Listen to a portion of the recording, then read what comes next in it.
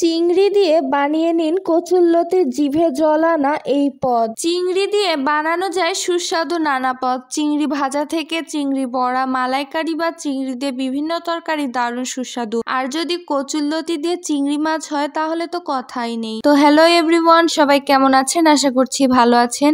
আজকে রান্না করে দেখাবো চিংড়ি মাছ দিয়ে মজাদার কচুল্লতির একটি রেসিপি। তো চিংড়ি মাছগুলো হলুদ লবণ দিয়ে খুব সুন্দরভাবে মাখিয়ে নিয়ে এখন তেলের মধ্যে দিয়ে একটু ভেজে নিচ্ছি। চিংড়ি মাছগুলো খুব সুন্দর করে ভেজে নিতে হবে, একদম কড়া করে ভেজে নেব। হালকা করে ভাজলে আবার ভেঙে যাবে, তাই এদিকে খেয়াল রেখে খুব সুন্দর করে ভেজে নিতে হবে। দেখুন কত সুন্দর লাগছে ভাজাগুলো দেখতেই।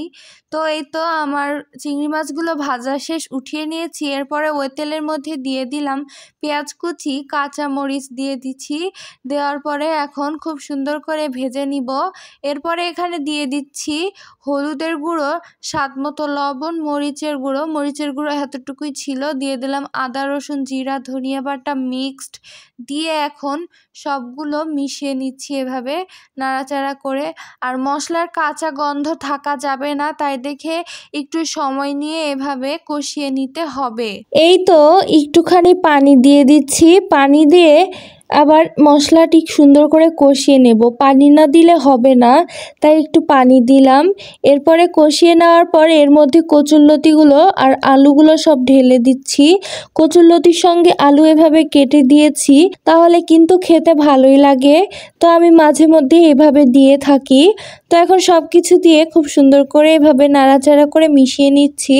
আর কালারটি দেখুন, সবুজ কালার হলুদ কালার, খুবই সুন্দর একটি কালার এসেছে। আবার অল্প একটু পানি দিয়ে ঢাকনা দিয়ে ঢেকে দিচ্ছি। এখন রান্না করতে থাকবো কিছুক্ষণ। এই তো দেখুন কিছুক্ষণ পর পর ঢাকনা উঠিয়ে দিয়ে এভাবে নাড়াচাড়া করে নিচ্ছি, না হলে আবার নিচে লেগে যাবে। তাই একটু কিছুক্ষণ পর পরই এভাবে নাড়াচাড়া করে নেব। এই তো আমাদের কচুরলতি কষানো শেষ। এখন এর মধ্যে দিয়ে দিচ্ছি ভাজা চিংড়ি মাছগুলো। এই তো দেখুন এভাবে করে ভেজে নিয়েছি। আর দেখুন এখন চিংড়ি মাছটি দেওয়ার ফলে কালারটি আরও অনেক সুন্দর এসেছে, খুবই সুন্দর আর লোভনীয় লাগছে। আর কচুরলতির চিংড়ি মাছ দিয়ে করলে খেতে কিন্তু অনেক ভালো লাগে, আর এটি আমার খুব প্রিয় একটি খাবার। তো কচুরলতি যখন ওঠে তখন আমি প্রায় এই রেসিপিটি করে থাকি, খুবই ভালো লাগে। তো একটুখানি পানি দিয়ে এভাবে নাড়াচাড়া করে নিচ্ছি। এখন কচুরলতি আর চিংড়ি মাছগুলো খুব সুন্দর করে একটু সময় নিয়ে এভাবে রান্না করতে থাকবো।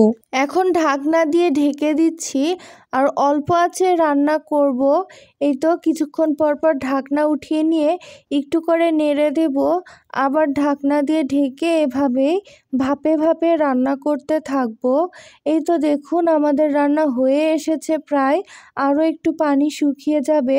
আর যখন তেল বেরোতে শুরু করবে তখনই বুঝে নেবেন আপনাদের রান্না কমপ্লিট। এই তো দেখুন তেল আমার অনেক পরিমাণে বেরিয়ে গিয়েছে। এই পর্যায়ে নামিয়ে নেব। তো কেমন লাগলো ভিডিওটি অবশ্যই কমেন্ট বক্সে জানাবেন।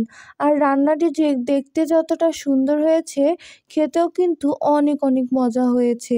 তো আজকের ভিডিও এতটুকুই। আল্লাহ হাফেজ।